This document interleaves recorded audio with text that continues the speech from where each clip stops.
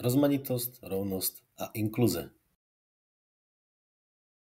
Vítejte v našem průvodci strategii vývoje her. V tomto videu se zaměříme na důležitost DEI. V herním designu tyto principy jsou klíčové pro vytváření her, které jsou smysluplné, poutavé a zábavné pro všechny. Co je DEI? Je zkrátka pro Diversity, Equity and Inclusion. Znamená to zajistit, aby hry reprezentovaly lidi ze všech společenských vrstev a aby se ke všem chovali spravedlivě. Diversity znamená zahrnout do her lidi různých ras, etnik, pohlaví, sexuální orientace, schopnosti a původu. Rovnost znamená zajistit, aby každý měl spravedlivou šanci, aby se s ním zacházelo stejně, bez ohledu na původ. Inkluze znamená vytvořit vřele akceptující prostředí pro všechny hráče a postavy v herním světě. Proč je DEI důležité?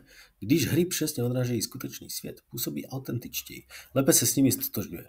Hráči, kteří se v postavách a příběhích stělesňují, se cítí s hrou více propojení. Navíc rozmanitý tým vývojářů přináší širší škálu perspektiv, díky čemuž jsou hry kreativnější a poutavější. Jak udělat hry inkluzivnějšími? Aby byly hry inkluzivnější, musíme do hlavních rolí zahrnout rozmanité postavy a vyhnout se stereotypům. Vyprávějte příběhy, které zkoumají různá témata perspektivy. Ujistěte se, že hra je přístupná všem. Závěr. Přijetím principu DEI můžeme vytvářet smysluplnější, poutavější, zábavnější hry pro všechny. Zůstaňte s námi a dozvíte se další tipy na vývoj a design her. Děkuji za vaši pozornost. Nyní si můžete udělat čas na výběr metody, která se vám líbí, zhodnotit své nápady, abyste našli tu nejslibnější.